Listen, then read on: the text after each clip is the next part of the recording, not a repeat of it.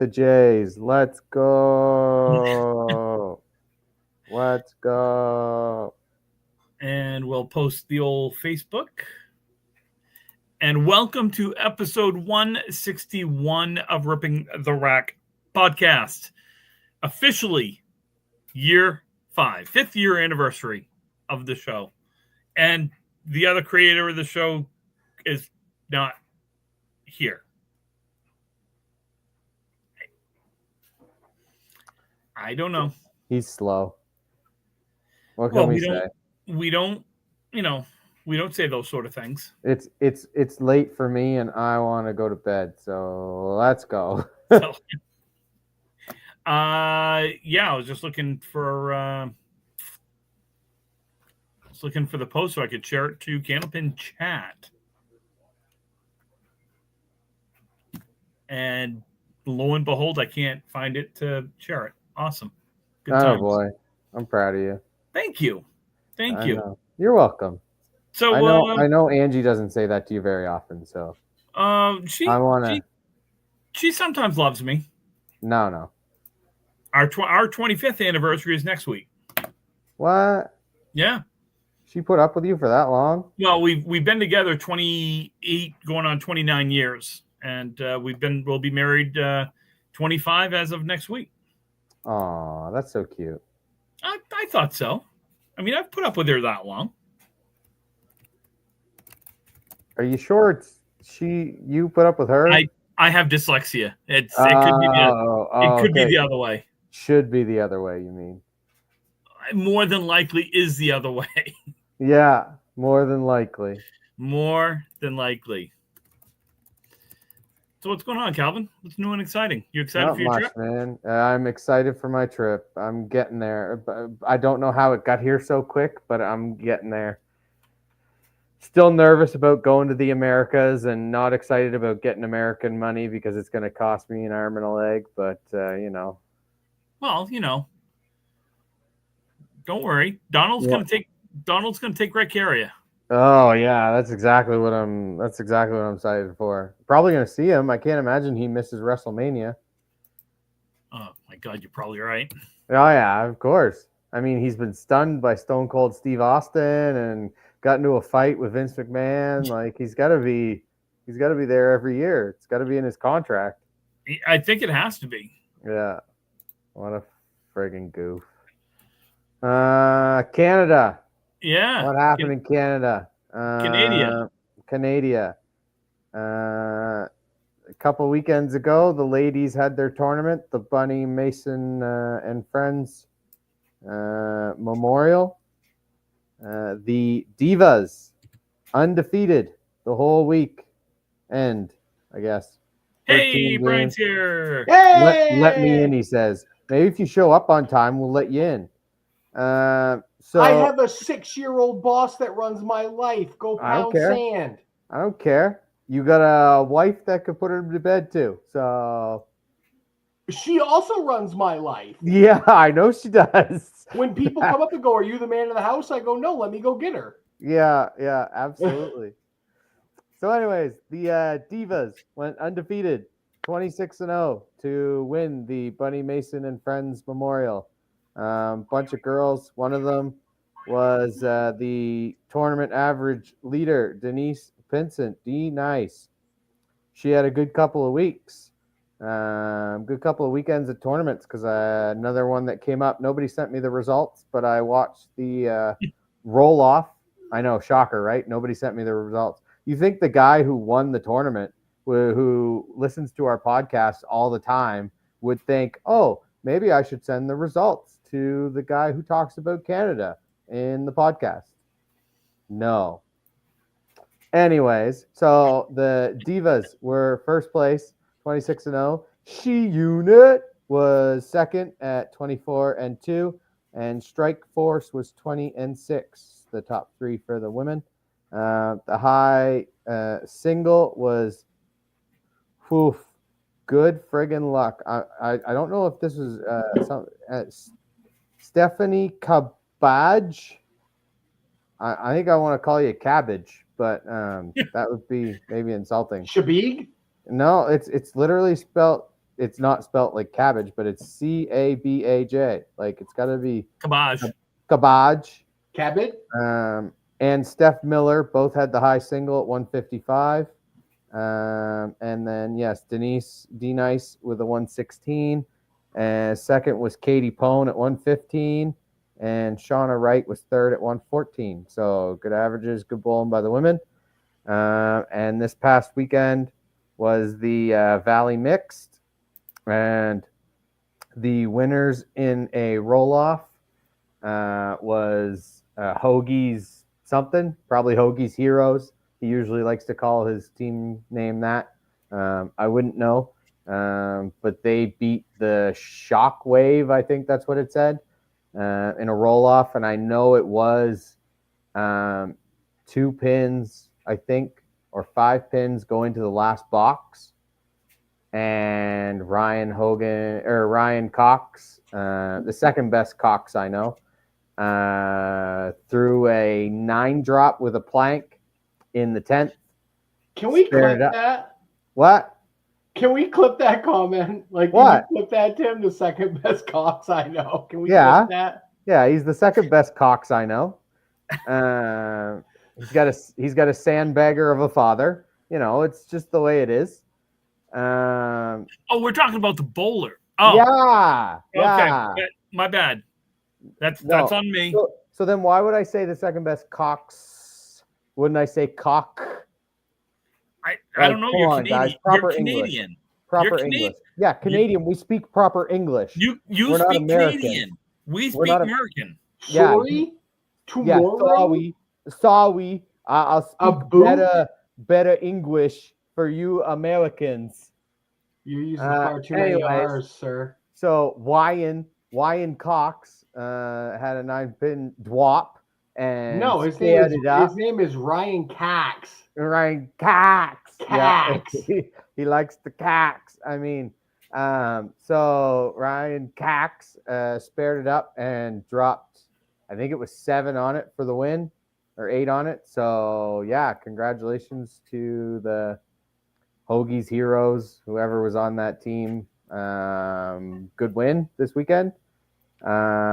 Couple weekends. I don't think there's much left. I think we have. Let's see. What did we have? Featured.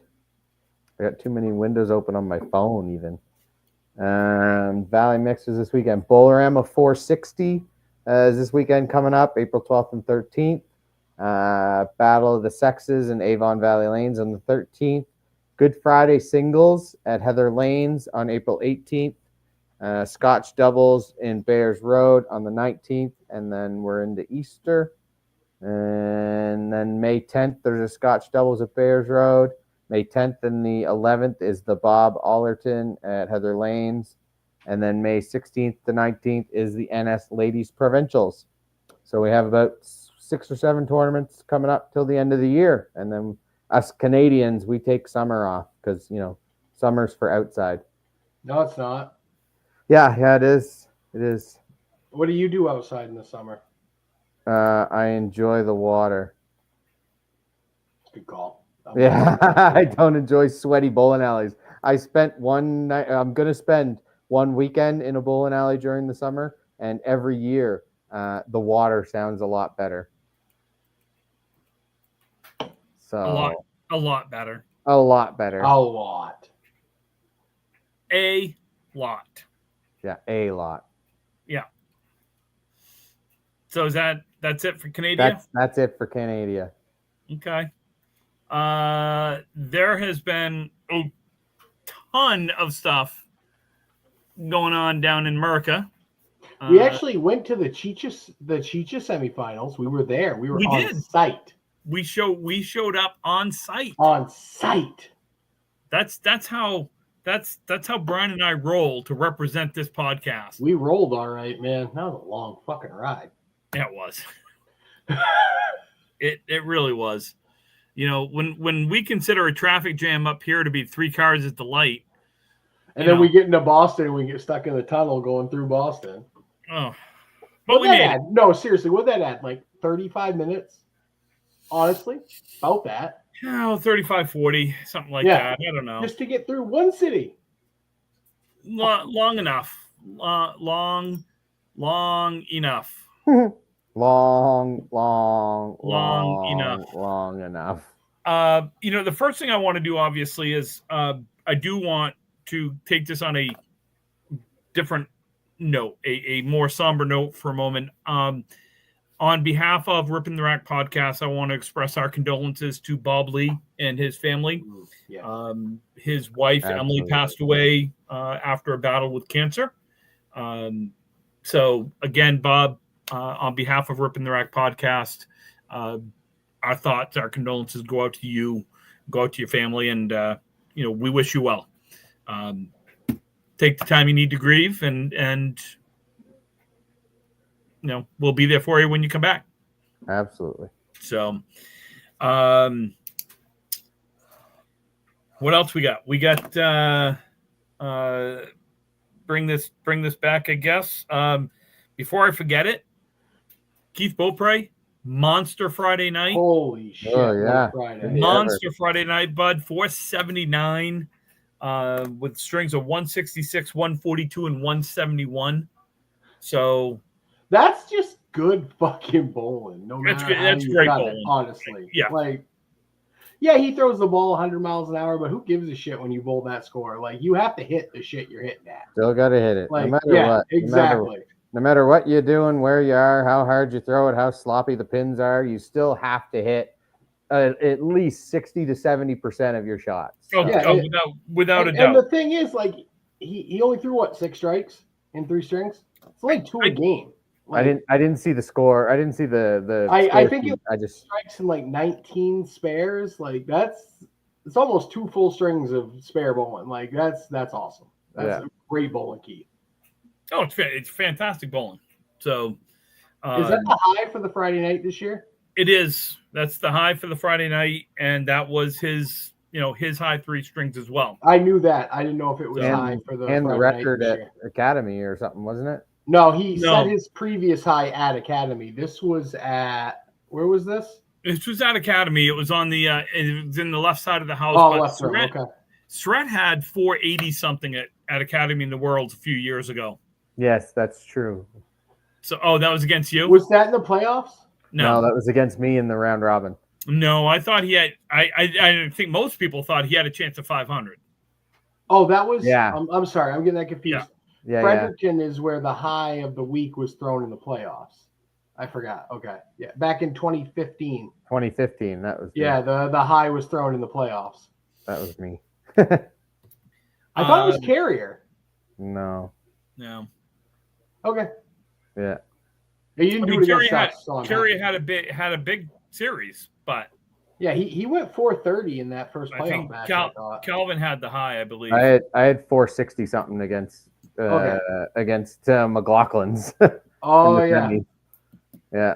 Well, you'd never bowled in Fredericton before of that, so it was new to you. No, first time. Yeah.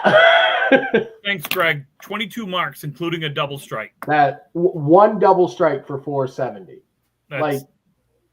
I threw 463, and I think I threw 3 doubles. I think I threw 1 A series or 1 A string. It's just great bowling. Any way you look at it, it's just great bowling. Anytime you're 440 or better, it's like that's elite, honestly. It's fantastic bowling. I don't have the results from the fundraiser Brian and I went down to for Charlie Collins for his father. I know that Postay, is it Steve Postay? He won because I think he overall won it. Yeah, it was great turnout. They raised a ton of money. Not a ton. I mean, they raised good money. They raised $5,000. I heard. I hope so. After it was all said and done, it was $3,000 without the raffles. So they worked their ass off. It's got to be around $5,000. Charlie Hunter, their mom. I'll give a huge shout out to Danny Finn and the staff at Millis. They put on a great tournament. I had a ton of fun. I wish I had bowled better, but same. I mean, drive that far to bowl like crap, but that's okay. I had a great time. I had a blast. It was to raise money, so I was happy. Yeah. Definitely. I posted on Facebook, Candlepin chat. Okay, I missed it. Sorry, Charlie. Sorry, Charlie. Either way, great job on that tournament, Charlie. And I will say that was honestly from somebody that is on multiple podcasts a week, has been on stage, and they're like, trying to bowl when you are literally the only person bowling in a bowling alley is fucking hard. I had an instance there at that tournament where the lane broke, and I literally was the only one chucking bowling balls for about 5 minutes. And that's harder than you think it is. It is to me. I didn't say anything. My facial expressions might have said something. I did not say anything. Oh, no, you and Calvin both said 3,000 words with your facial expressions because I didn't say a thing. I don't know. You what you're both talking have about. world titles, and I'm just me. No. Tim has world title. Don't. No, technically, I have titles. He has mixed worlds titles. I have mixed worlds. That doesn't count. Well, it does actually, because they're mixed worlds, and that's what we have dubbed it. So they do count. Yes. No, they don't. No, they do. You're wrong. They do, along with the $13.9 million you paid Vladdy, which honestly is about $2 million too much, but that's okay. Wasn't me. So to bring it back to bowling, Charlie, you're welcome, bud. That was a great time. We're happy to come down. We're happy to support you guys. Oh yeah, no, I was coming regardless. I had gallbladder surgery 2 weeks prior to that, and I knew that was my timetable to come back, so I wasn't missing. Hey, don't start making excuses for the way you bowled. Oh no, I bowled like shit, but it wasn't because of the gallbladder. I felt fine for that. It was just I'm bad bowler. I'm just bad. That's all there is to it. I wouldn't say you're bad. I'm inconsistent, or I'm consistently bad. We can pick one of those two to go with. I just wouldn't say you're not bad. No, I am. It's okay. You're not bad. So let's bring this back to some bowling. So this past weekend, Greg, we don't care that the Jays are up. Oh, can we not bring this back to bowling real quick? What are we going to bring it to? I want to talk about mental health real quick because the Jared Duran thing. Yes. So I have made it known publicly in this forum and online that I have battled depression, and I have tried to commit suicide many, many, many years ago. So I understand the thought process behind feeling so alone that nothing is worth living for. For Jaron Duran, who is a Major League Baseball player, all-star. Reigning all-star MVP. Incredible player. To come out and publicly talk about trying to commit suicide and mental health from a guy that was in 2022 was a Major League rookie. Rookie? Yeah, 2021, 2022. I can't remember now right off the top of my head. Like he was still playing. He was young. He was young. For him to have the balls to come out and talk about it publicly in a documentary and really bring it to the forefront of the Red Sox organization and what they've done to support him. I loved him as a player before today. I'm a big Jaron Duran fan. I just love the way he plays. I got to tell you, he rose on my level way up. Folks, and I'll tell you right now, mental health is real. 100%. It is absolutely real. And to the people that, say it's just a matter of putting some dirt on it, and get up and go do life, it's sometimes not that easy. So for Duran to really do that in the spotlight that he does, because let's face it, as an everyday kind of guy, we don't look at Major League Baseball players, NBA, your professional sports athletes as we don't look at them as folks that struggle. Why would we? They make millions They make of dollars millions. a year. They They have have to it. be happy, right? They have it all. They should be happy. Except, as Jaron Duran talks about in baseball, you have the guys in the outfield that, you know, inebriated or not, are telling you that you need to go back in the minors and you suck. When you're doing something that literally only 1% of the population can actually do, is hit a 90-mile-per-hour fastball. I didn't want to. That raises one thing for me, Tim, real quick, and Yep. this is for everyone. If you buy a ticket to anything, baseball, basketball, your kid's high school game, wrestling, whatever you buy a ticket for, that does not give you the right to be an asshole to those people that go out there. You have a right to watch them do what they excel in. You do not have a right to treat them like shit. And that is the end of my rant. Fair enough. So, with that being said, thank you to Jaron Duran, who I am sure is an avid listener of our show. When he gets off the baseball diamond, Exactly, and listens. Okay, I'm not making light of this, but I love Ian's comment. Here you go, Calvin.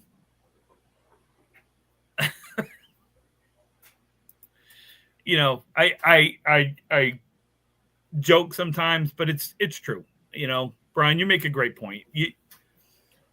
We've all done it. We've all, you know, been in the stands, out in the bleachers at Fenway, telling Aaron Judge he sucks. You know, he doesn't. It's pretty damn good. Yeah. You don't have to like him because he's in a Yankees uniform. Exactly, yeah. But he's pretty damn good. So anyway, we'll bring this back to bowling. So I just wanted to get on a little bit of a soapbox there. And Jaron Duran, when you listen to this, dude, 2 thumbs up on my book. So Maine had their elimination weekend. Congratulations go out to on the women's side of the handicap was Kelsey Layton coming from behind to beat Laura Weber.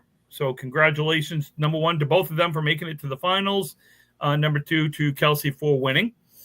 On the men's side, Scott Valaire Jr. Beat Jordan Stackpole. So again, congratulations to both of them for making it there. And congratulations to Scott on winning the handicap portion of the main open, the main eliminations. On the women's side for the open scratch, we had a sister-in-law battle. So congratulations to Christy Hapworth and Vanessa Huff for making it there. And congratulations to Christy for taking down your sister-in-law and winning your first Maine State elimination title. And then congratulations to Chris Merrill and Cole Fry for making it to the finals, and Chris Merrill for holding off Cole and winning his, I believe, was his 3rd elimination title. So great job to all the bowlers. That was done at Westport. I do not have the scores. I tried to look at them. It was probably 1,100 to 1,000. I tried to look at them on the picture, but I couldn't blow the picture enough up to see what the scores were. Was it because the numbers were only 3 digits, or they didn't get? No, you literally can't. Guys, I know we all do Westport. Chris had 11 something. I think Cole was like 1079 or something like that. Yeah, like if those 2 guys are under 12, it's a hard fucking house to have. It is, but I want to say something here real quick about the Maine State Association. So I don't know who came up with this idea. I don't care who came up with the idea. And I really, really hope they go back to the way it was, which is you bowl your quarterfinals. You bowl your qualifier, your quarterfinals, and semifinals on Saturday, and then your finals on Sunday. Why the hell are you making your 2 best 15 fucking strings to win? And the point is that, from my understanding, is the reason why they did that was because their hopes was that more people would stick around to watch the championship match. Well, guess what, folks? You had 4 people bowling. 2 people lose. So what are you hoping? 2 people stick around to watch?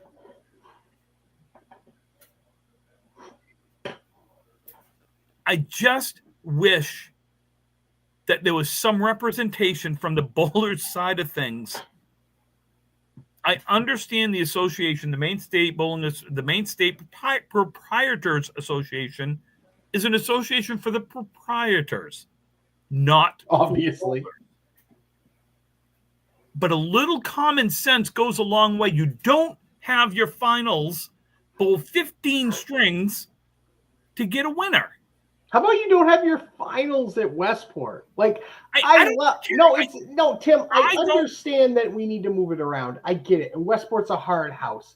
And I get that. And people should, like, okay, no one wants to bowl there. I remember back in the once a month when it rotated all over the state, when they had the rule that you didn't lose any pins off your average when you missed a stop and you just got your stock average. Guess what the 2 stops that had the least amount of people were at? Westport and Big 20. Because you knew you weren't going to bowl your damn average there regardless. So you just took your average and didn't show up. Cost you the same amount of money. Like, I'm sorry, but I honestly think that the finals, the eliminations, they should move around year to year. They should be in different houses, but they should be centralized. Honestly, we shouldn't have them in Sanford. We shouldn't have them in 20. We should have them in Augusta. We should have them somewhere that is centralized. And Augusta is the only house you have that's centralized. I get that. But it also is arguably, aside from Newport, the second best pinfall in the state. So why wouldn't you want to have your eliminations there? So I understand what you're saying. I don't agree or disagree. I don't. No, it's just kind of a soapbox I went on. That's kind of what I think. Like, I think you should have. No, I honestly. I'm not laughing at you. Yeah, you are. It's fine. No, but I'm laughing at this. Like, Chris, I get it. Like, if you're bowling for a state title, why do you want to go in there? And honestly, Chris, you're 120 average bowler. Why do you want to go in there and average 111 and win a state title? That it couldn't have been fun. Well, winning is fun. But you're winning in a house where Cole bowls 107 average for 10 strings. When have you known Cole Fry to be 107 average bowler before he was of the age old enough to drive? Really? I'm okay. I'm not. I'm sorry. I know, Brian, and that's what I'm okay with that. We all have our own opinion, and your opinion is not wrong. I am okay with it because you have to bowl there. What I'm not okay. Someone's got an echo. I don't know what that. Anyway, what I'm not okay with is you have, and this goes for the handicap side as well. They had to bowl 15 strings. It's asinine to have your championship match. Yeah. So years ago, it was a 2-weekend thing. Qualifier was on Saturday, or qualifier, it was your whatever. The folks quarterfinals and your second round. Your quarterfinals was on Sunday. Your semifinals was the next Saturday. And then your next Sunday and your finals was the next Monday. What the hell was wrong with that? No, Nico, I would not be okay if it was 5 strings every match. It's 5 strings to the finals, and you bowl a 10-string match for the finals. It's got to be 10 strings for the finals. Finals needs to be 10 strings, period, end of story. When I saw that they were bowling the semifinals and finals, I almost had a conniption thinking they were bowling 5 strings on. They dropped it down to 5 strings. Yeah, you can't have a 5-string final for the state title. So the last time I bowled in Westport for the state eliminations, I lost to Ray Doobie in the finals. Ray went 1390, and I was 1290 to 1300. The day before on that Saturday, I was 1340, and Ray was 12.90, whatever it was to win his match.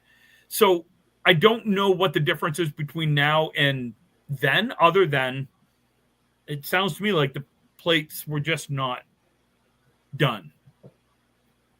Ian, you don't want to know the whole problem. We can get into that, Ian, if you want to open a can. And Mark, you're not wrong. The problem with it, and for those that can't read the comments for some reason, it says the problem with the states is that if you have an issue with something, they tell you to email them, then they continue to not change anything. They ignore you. Yeah. Which is the problem with bowling in general. The problem is the people that hold on. No, sorry. I'm going to show this. Then whatever they used, maybe they ought to not use. Maybe they ought to not use super glue on the plates. Didn't they? No, like. Okay. No, I don't get me wrong. I am 100% extremely happy for Chris, Christy, Kelsey, and Scott. Yes. They earned those victories. They did. You still had to bowl. You still had to win. I just find it absolutely ridiculous that you're making the finals on the same day as the semifinals, and you're making them bowl 15 strings in the day. You want your best bowlers to bowl their best when it matters, and you want them to be fresh to bowl that. The finals should be one day. You should bowl 10 strings one day. End of story. You should not have to bowl a semifinal and a final match the same day. And as an FYI, if there are any proprietors that listen to the show, and I have no idea if they do or don't, I am not trying to knock what you do. I'm not. Well, yes, I am. I wish you would actually listen to the bowlers. That's the whole problem with Candlepin bowling, Tim, is for the vast majority, a lot of the associations, and Calvin, I don't know if you can speak to this because I think Canada's outlawed basically at this point. You guys don't have an association. You just kind of go house to house. But here in the States, all right, whatever, fuck it. The ICBA doesn't listen to fucking anyone and they don't care. All they care about is their fucking paycheck. End of story. They care about the money they get from the proprietors to run the association. What the hell do they do other than one tournament a year? Please tell me. There, fuck it. I said it. What do they do other than one tournament a year? And the youth bowling, which is great. The youth bowling's awesome. The ICBA youth tournament's great. But other than that, with what? You grinded Coastal's gears enough.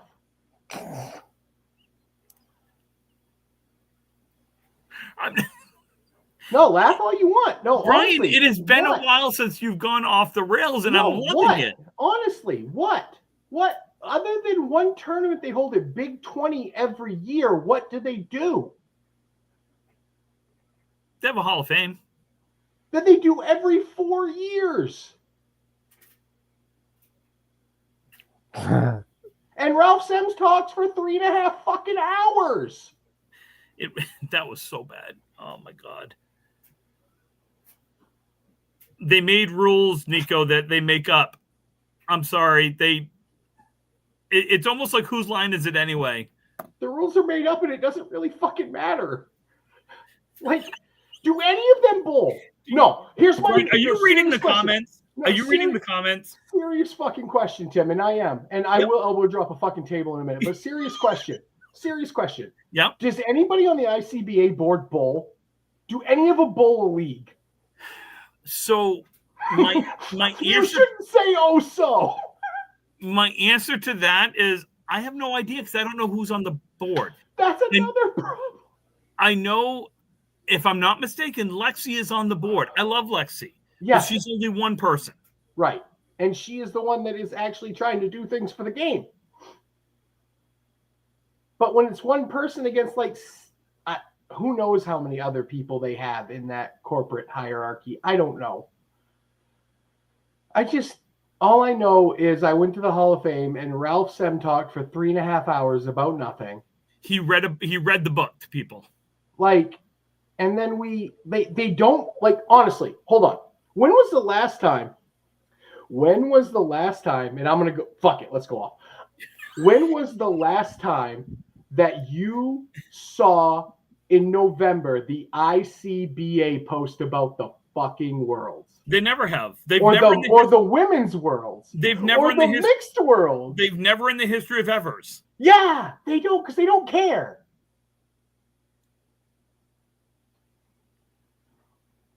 Oh! The Cats. hell was that? Is that a cat or a rat?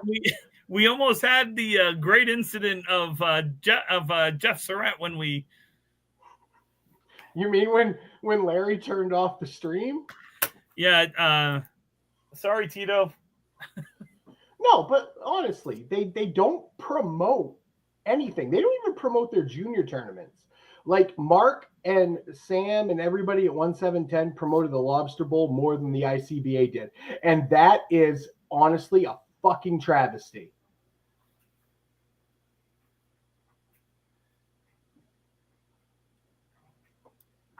I can't say anything. I don't.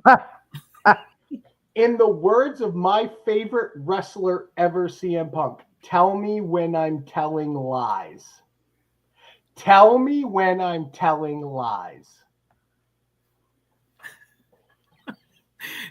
This has been the best anniversary show we've ever had. And we've only had, 5 of them. Oh. No, I'm just... Brian, I'm sorry. I'm going off... I'm sorry. You don't need to apologize. I don't understand. We do this show every week. We try and promote the game, or every other week. We try and promote the game. We have all these tournaments. Since COVID has happened, which we thought would be the death of bowling, it has done nothing but grown in streamers and in popularity, and people are talking about it. And the governing body of the association has done nothing. And if any of them listen, my email is my last name, be@gmail.com. Email me and tell me what you do. Please, give me the Elon Musk crap-ass email, 5 things you did last week for Candlepin Bowling.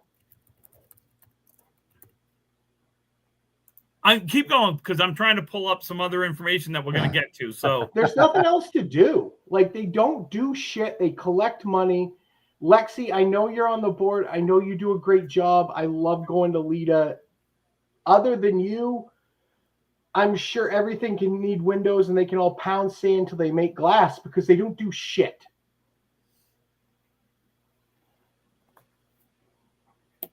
Okay. Yeah, no, Ian, you're right. Number 1. I'm sorry. I'm tired. I'm old. I work with children. I'm fucking tired. Yeah. That's the CM Punk line. All right. All I was going to say was I just think I think the Mainstay Bowling Proprietors Association screwed up by the way they did it. I think the entire association is screwed up too. I know, but I'm trying to. I don't know what I'm trying to do. I'm sure I just fucking nuclear everything, but you know what? It had to be said.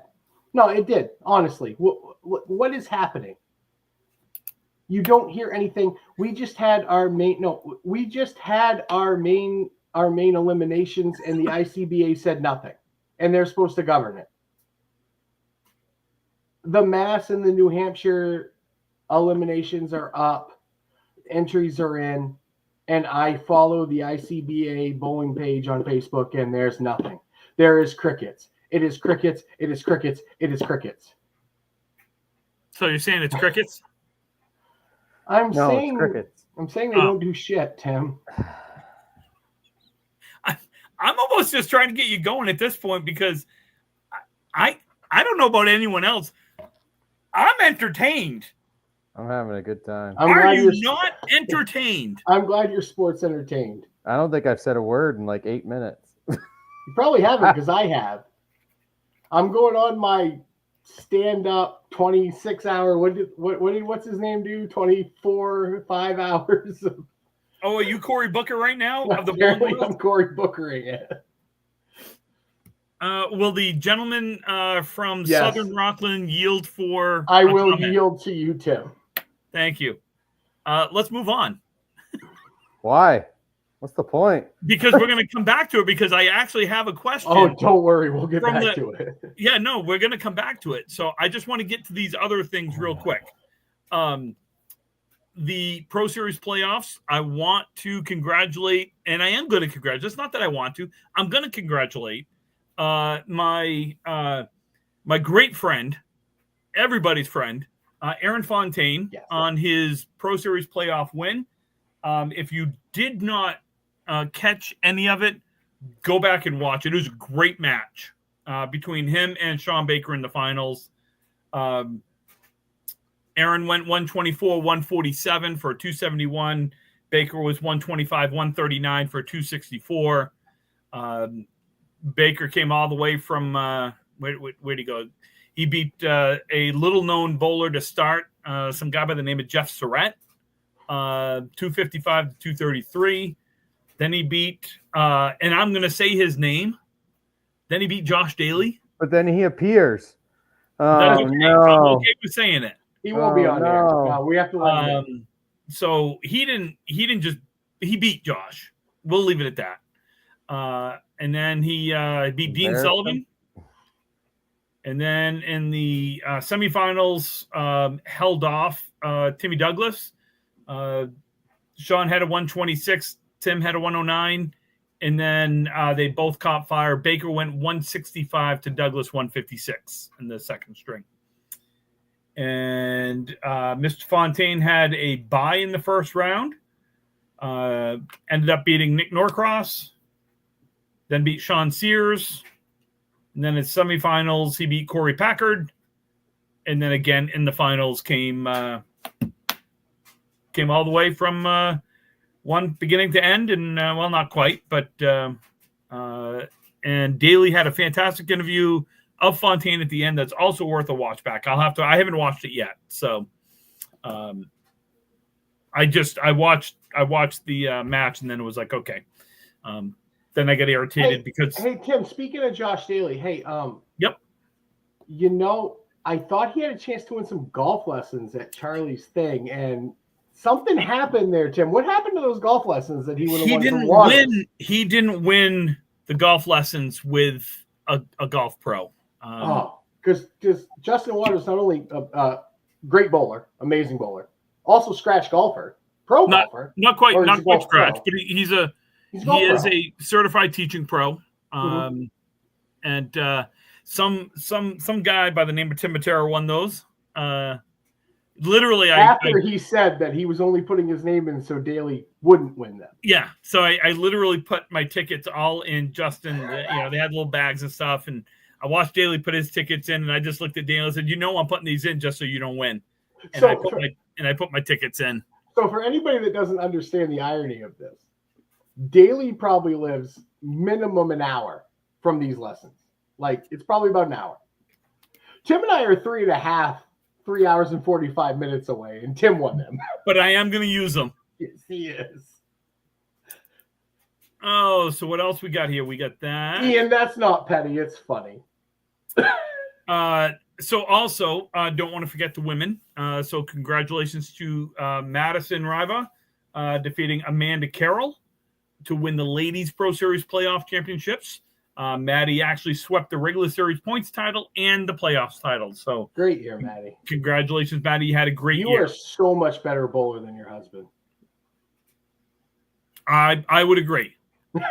I would agree. I mean, it's not hard to beat.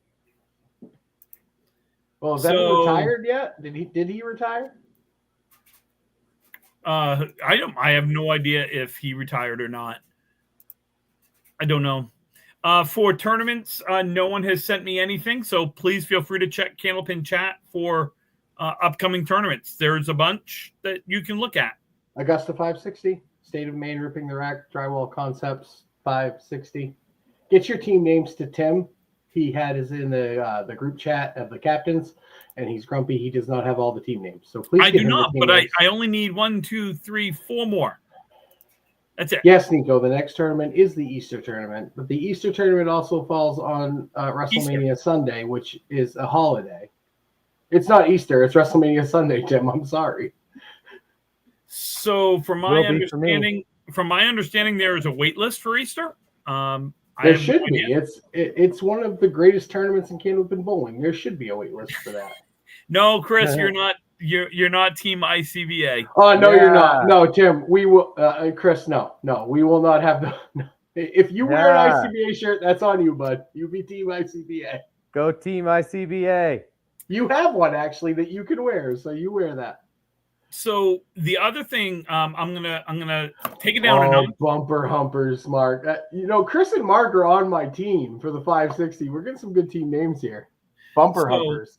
I want to bring this. I want to bring this back real quick because another member of our bowling community has come out, and Timmy Jalbert. So I'd like to wish them well on their battle. His wife Sarah.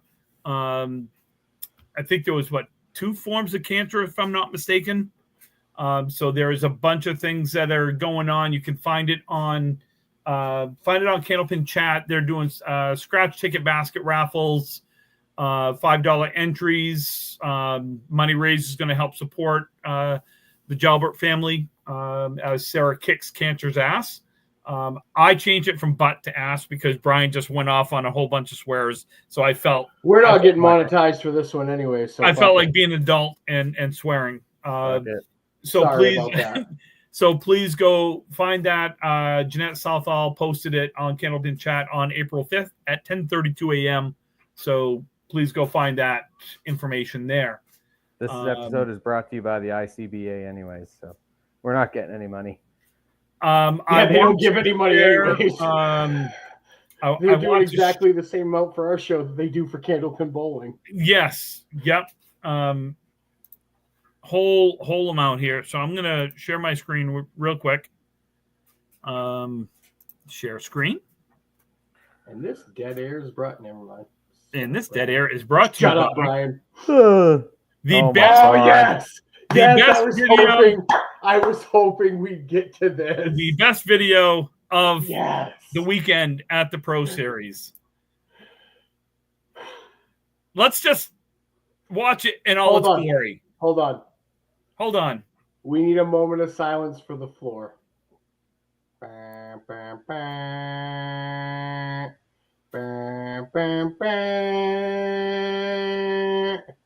Definitely needed replaced after that. I wish we could slow mo it because look at the gut just. Dude, I don't know if I did more harder than that. Just look at it. Did you just look at it? Daniel's son or Johnny Cobra? Oh wait, yeah, we got to turn. Why is my volume? It makes it better.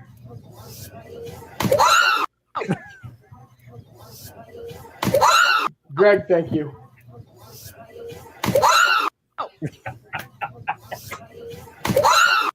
And that man, ladies and gentlemen, is going to be a father soon. Yeah. Hold on, Calvin. Hold on. I got to take that back. I'm a dad too, so I can't say anything. I've been a dad for 6 years, so I can't say anything. Oh my God. So that's Kung Fu Panda. Yes, Ian. We got hold on. I am not done. Oh wait, do we have the follow-up video? I have the follow-up video. Good Lord. Play that beautiful bean footage. Here specifically. With the tip of my ear. Oh yeah, all around there. You know how guys have a happy trail? Freshie has a happy prairie. It's like a whole prairie around his belly button. Is that Journey? Like right. It's Journey. We're definitely getting canceled now. Hunter, you have the best comment. Dear God. Ian, that's Chris Farley. I don't care what it says. That happened. Can we get the down by the river soundbite over Freshie like hitting the floor? I live in a van Nico, that's down on you, by buddy. the river. Bam. That's on Nico to put that together into a clip. And then this one needs to go directly next to the Patrick Swayze, Chris Farley SNL Chippendales dancing. I think you and I should do that for Halloween next year, Tim. Chris Farley and Patrick Swayze? Yep. I think I you Chris and I ought Farley? to do that as the Chippendales for Halloween next year. Am I Chris Farley?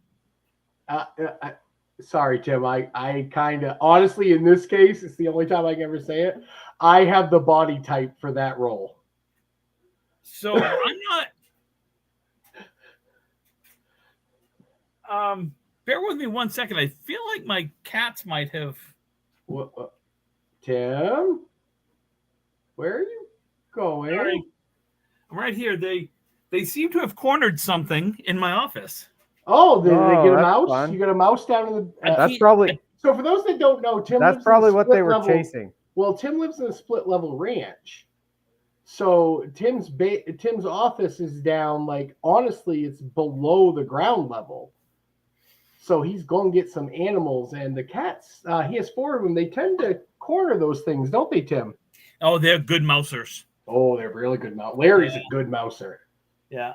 That's probably why they jumped up on your computer, because it probably ran. Oh, yeah, they underneath probably or something. saw it above your head, Tim, and they did it. No. That was just Tito jumping off from the cat condo that's right in front of my desk, so they can look out the window. So you have Anyway. what, 3, 4? You have 4 cat condos and a catio? No, I have 1, 2, 3, 4, 5, 6 cat condos and a catio. Okay, sorry. Yeah. Lost a couple crowds there in the rooms I don't go to that often. Yeah. So we have a question for the podcast, and then we're going to bring it back to some closing thoughts on the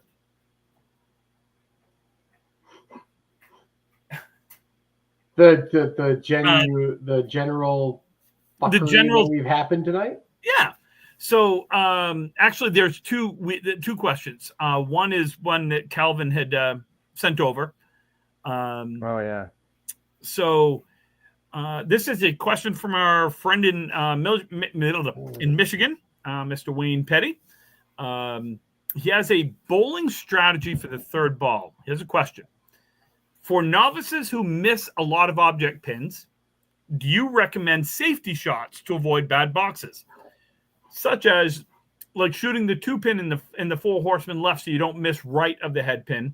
Or do you advise always shooting the correct object pin the way the pros do? Play the count.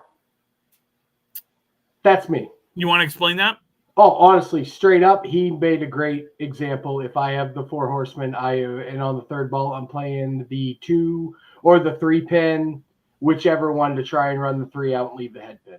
I am not going for that pin because I am a 1-2 or 1-3 pocket guy. I know there's not other pockets, but I cross alley a lot. I cross the head pin. So if I'm going to miss, I'm going to miss left. So especially if I have the 4 horsemen right, I will play the 2-pin 100%. Or the 3-pin, sorry. Calvin? He needs a second, sorry. Oh. Do you want to answer that one? Sure. Yeah, sure. Same thing as Brian said. Like, I don't know. There's not much else to say. Like, yeah, absolutely. I mean, for the most part, I'm going to aim and hit the head pin because I just pick up the ball and throw it. But, you know. Oh, that's right. The third ball, you don't really do any arm swings. You just pick it up and. Just pick it up and go. Yeah. So, you know. So I'm going to, for novices, I'm going to recommend going for count. Meaning, what's the best way you're going to get the most count?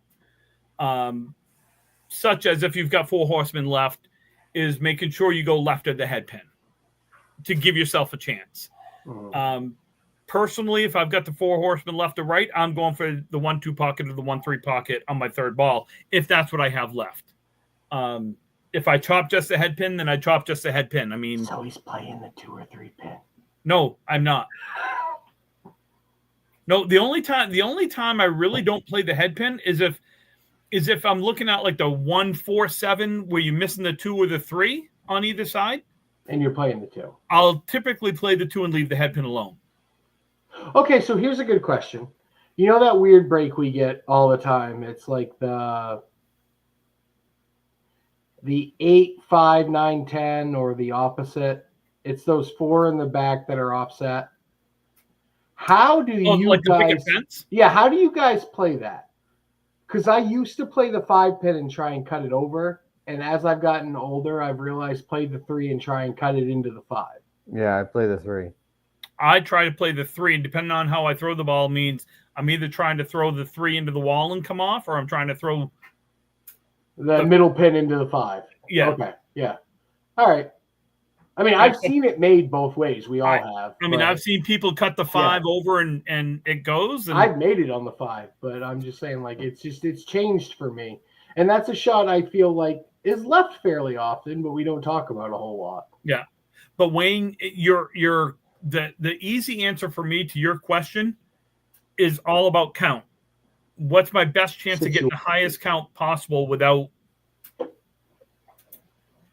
basically. Yeah. Situation, I mean, if you need 3 pins to win, you're not playing the head pin. I'm sorry. You're playing the 3 down the line. Right? 5-10 no wood, do you go left or right? 5-10 no wood. Oh, okay. I'm going left to try to cut the 5 into the 10. Yeah, I try and cut it into the 10. Why would you ever go right? I mean, I know some people, I'm not gonna lie, I know some people that have the 5-10 and they play the 10 off the wall. They try and cut it off the wall and have it roll back. What? Yeah, I'm not joking. That's got to be the stupidest thing I've ever there are heard. people in the Thursday night league that will play the 10 pin on that. Do they understand the 10 pin is behind the 5 pin? That's got to be the stupidest thing I've ever heard. And I talk to Tim every other week. Active walls. I heard that, Calvin. Did you? I did hear it.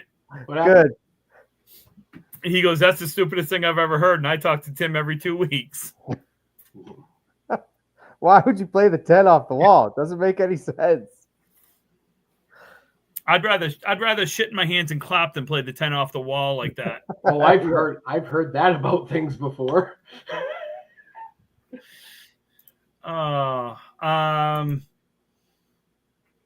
Okay, so we had something on Candlepin chat. I'm going to bring it up, and then we're gonna finish going back to the grinding of the gears because cool. Damn, that was fun. Yeah, it was a good time. So we had a question. Jason Wheeler had asked in Candlepin chat. He wanted to know, but do bowlers who bowl more than once a week actually hurt themselves by repetition? As the saying goes, practice makes perfect, but are bowlers the same as major league pitchers? And by overuse of the arm we use to throw, does it help or hurt our averages? What does everyone think? My thought is when I was bowling in multiple leagues plus practice, I felt like I was actually less consistent. No, I'm twice a week. I was less consistent when I was only bowling once a week. I bowl once a week now. I wish I bowled twice a week. I once bowled 4 times a week, and I've never hated bowling so much in my life as when I bowled 4 times a week. God, no. Yeah, I bowled Monday, Tuesday, Wednesday, Thursday, and I hated bowling that year. So I think I'm reading all the answers. You know, I think I'm in the minority of most people. I have always only bowled once a week. You can't really count that. And I know this because I know you. Because for a lot of that time you bowled in vacation land and you bowled the Monday night league and then you bowled a second league after. So you technically bowled 2 leagues. You're right. So I'm going to put it this way. I bowled league. I only bowled 1 night a week. However, and this is the however part, before league, I used to go in and I would bowl 3 to 5 strings before league, or I would bowl 3 to 5 strings after league. And then I was bowling tournaments on weekends. But I wasn't bowling multiple nights. Like a lot of people would bowl, a Tuesday, Thursday, or a Monday, Tuesday, Thursday, or like Brian said, Monday, Tuesday, Wednesday, Thursday. To me, the more I bowled that wasn't a tournament, the less consistent I became. And the more hurt I felt.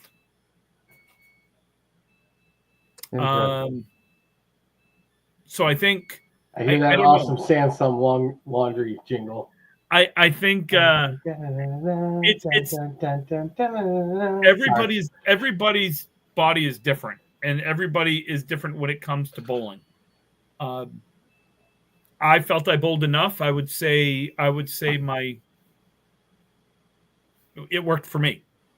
Yeah, I mean, whatever works for me.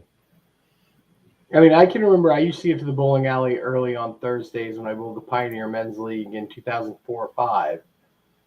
And I would come down from Orono because I was in college, and Tim would be there bowling already. He would bowl his 2 or 3 strings, warming up, and then he'd bowl his league night. And that's kind of how I got into the habit of going over on Monday nights in Bangor and bowling 3 or 4 strings prior to Monday Night League and then bowling, because I saw this short dude like ruling shit, and I was like, okay, cool, maybe that's what I need to do. And then the other question here was, are there actually more injuries these days, or are we just hearing of them because of the nosy streamers like my team bringing them up? I think Greg, that's a great question. I think we have more injuries now because we're more aware of our bodies. Meaning, I think the overall bowling population is getting older, so it's starting to hurt more. That's kind of what I feel like. Back in the late 90s, early 2000s, you wouldn't hear about Holbrook having a shoulder problem because he was younger. But now it's like, oh, shit, he blew it out completely. Like, well, I think Ian makes a point. Injuries were always a thing, but it felt like guys, for the most part, kept it to themselves. Like, I've always had knee problems. There were times I could barely walk, but I would take, as Brian saw, and his pharmacist wife, who about shit her pants when she saw me bowl the Worlds for the first time. I've never seen a more horrified look on my face than my wife when she saw how much Tylenol and ibuprofen we took. But that's what we did. And then we bowled, and then we took more. And then we took more. But I always justified it by it was only 1 week of the year. Right. I mean, we've all woken up on that Friday morning of the Worlds, and we've gone to roll over in bed, and our right arm, because we're all right-handed, honestly, our right arm hasn't moved. Like, we've just rolled over, and it's like, wait, why is it still laying there? It hurts a lot. Did anyone see Mark Webber posted this great video of he cherry picks the 6? This was at Westport, and the cap just comes straight back up at him. Oh yeah, no, I've seen that. Yeah, Mark showed me that one. Yeah, we saw. We did have that at Lita in the Worlds when Canada didn't come down. So there was a shot, and I don't know if it was Daly made a shot by killing it. Like, it broke the cap and it shot it across and took out the pin. That's what I was thinking of. Yeah, he hit the red line and blew the cap out and made the split because the cap hit the pin that was standing. So anyway, I was going to end this. No, let's keep going. Fuck it. Well, I'm tired, and the national championship game is on. Who cares? Duke's not in it. They choked. Duke choked, and they got screwed at the same time. No, they choked. No, they choked and got screwed at the same time. They didn't lose because of the refs. They choked. That's why they lost. John Shire shit his pants coaching. That's why they lost. Well, I mean, you're 7'2" monster of a guy in the middle, gets 0 rebounds all game, and you keep him in with 6 turnovers. Sure, that's a great coaching decision. Nice job, John. Only because he can run post to post. He can only run from hoop to hoop. He runs in a straight line. He can't do anything else. Anywho, how do we want to finish? How do we want to finish this? Because we've got one more show before we're going on hiatus. I have one more. I just have one thing to say. Ralph Sem, if you are listening, which you're not, whatever. You are the president of the ICBA. Athearn, ATHEARNBE @gmail.com. Tell me what you do for the game. Because I'm really interested, other than talking your ass off at the Hall of Fame, what you do. He threw a 245 string that was only ratified like 19 years after the fact that he did it. when he was president of the He was ICBA. But president of let's the move ICBA. along. I find that kind of interesting. Oh, that's real interesting, but we don't have that type of time. But we have to wait 3, 4, 5 weeks to get an actual video one. Right? No, we're not going to get into that. No, go. Yep, go. No, I want to know what they do to promote the game. They're supposed to promote the game. They're supposed to make this game more popular and keep it growing. And I see no posts from them ever on Facebook or any other social media site that I'm on. X, Twitter, whatever it's called, Threads, whatever. If they're posting anywhere else, I don't see it. I'm sorry, but you're supposed to grow the game, and you hold one tournament a year. And I got to thinking about this because we're coming to the end of these shows, and we're going to take the summer off. And it's just one of these things like, no, and Nico, I don't want to be ICBA president. That's not what I'm saying. I think he's joking, Brian. I just want somebody that actually cares about the game and wants it to grow to actually have something to do with it and promote shit. Wouldn't it be awesome if in September we saw from the ICBA page, hey, we're having the Worlds coming up, the International Candlepin Bowling Championships, and these are the rosters, and these are what these guys have done. What about leading up to the Worlds or even the Women's Worlds, a profile of like, hey, these are the bowlers you're going to see in this tournament when we stream it and link the streams. And it's just so easy. You could do it from your couch, and they choose not to, and it boggles my mind. But hey, the 2027 Hall of Fame nomination form is out now. But your Hall of Fame biographies from 2 years ago are still not listed on the website. So those that were inducted in 2023 are still not on the website. Tim, hey, hold on. ICBA, and I'm going to look straight in the camera here. ICBA, who maintains the website? Give me a name. You don't have one. It's okay.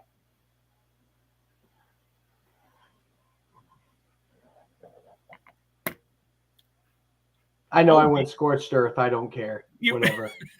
Whatever. They do, like, and Lexi is part of that, and I love everything that Lita does for the game and everything that's going on there. It's terrible, and I hope they can stay as a prominent part of Candlepin Bowling because they have been with the Easter and hosting the Worlds and all that stuff. Lita's amazing, but I'm sorry. I've been bowling.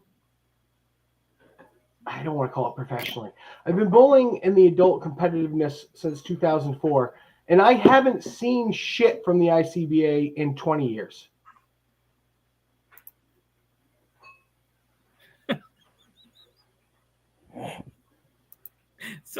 So Ralph Sem is president of the ICBA board of directors. Vice president is Lexi. He has my email address. Hold on, is Lexi. The treasurer is Nick Camelis from Sunnyside. Secretary is Mike Walker from Big 20. Executive director is Maria Angelotti, for those that would like to know. And I'm not saying anything poor about any of those people. Mike runs Big 20. Lexi runs Lita. Like Ralph, I don't know what you do, which is why I'm asking you what you do about the game. Like Mike, Lexi, I don't know the other ones, but Ralph, you are the president, and I've never seen you post anything. The only time I've ever seen you talk about Candlepin Bowling is when you're talking about yourself or at the Hall of Fame. So what's going on, man? Where he talked about himself. What's going on, dude? Come on. You got to be better. Ralph, I'll leave you with this. Be better. Be better. So, on that note, our next show is going to be in 2 weeks. It'll be after Easter Sunday. So hopefully we have summer, right? And more than likely will be the last one of the summer. We're going to take a little bit of hiatus because, well, I'm tired. We've been doing this 5 years, and I need a break.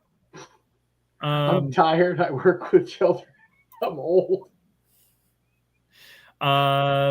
So, yeah, if you have questions, comments, if you have concerns about Brian and his sanity, please send a message to bigbootybrian@gmail.com. God, Everyone has my email address. Everyone has it. I just said it. I don't care. I really hope that's someone's email address because that would be awesome. I really hope. You can send a message to rippingtherackpodcast@gmail.com. You can find us on Facebook. You can find us on X or Twitter, even though we're never there, but sure, you can try to find us there. You can find Brian on Big Booty Brian. No, you can't. You can also email Brian at Athearn, BE@gmail.com. You absolutely can, dude. Yeah. No, we did not do a preview of Easter because I don't know who's bowling in it, and one of 25 people are going to win. Someone's going to win. That's what I'll say. Thank you, Wayne, for 5 years. Thank you. You can find us all over the place. And Brian, how about a disclaimer? Because I think a disclaimer would really go well tonight. Exactly. And then where else they can hear us. Well, the views and expressions of Ripping the Rack podcast, especially tonight, are those of Tim, Calvin, and especially myself. If you have a problem with anything I say or anything anybody else has said, feel free to email me. You have my email address, and the other two guys, you know what? Just send your complaints about them to me, and I will throw them in the trash where they belong because they're awesome people. You can hear us on Spotify, Apple Podcasts, Anchor, Breaker, everywhere else you listen to your podcast mediums. Thank you guys so much for listening. I really enjoy the show, and I love doing it for you guys, so thank you. So like and subscribe to our YouTube page, please, and thank you. Other than that, guys, have a great week. Calvin, I won't talk to you before, but have a friggin' blast at WrestleMania, Calvin, dude, love it. I did last year. It's a lifetime experience, man. Enjoy it. If I don't get some type of text or snap or something, oh yeah. Hey, real quick, for real. If you can get up into the concourse area, if it's multi-level and you can look outside of the stadium, do that. We did that last year. We saw a whole bunch of people coming in from the parking lot, and you can actually interact with them. It's really cool. So if you can get an area where you can view the concourse coming in, do that. Cool. 10-4. Thanks, guys. Peace out. Go Leafs. I can't even say go Bruins because they suck. I know. Go Sox. Go Celtics.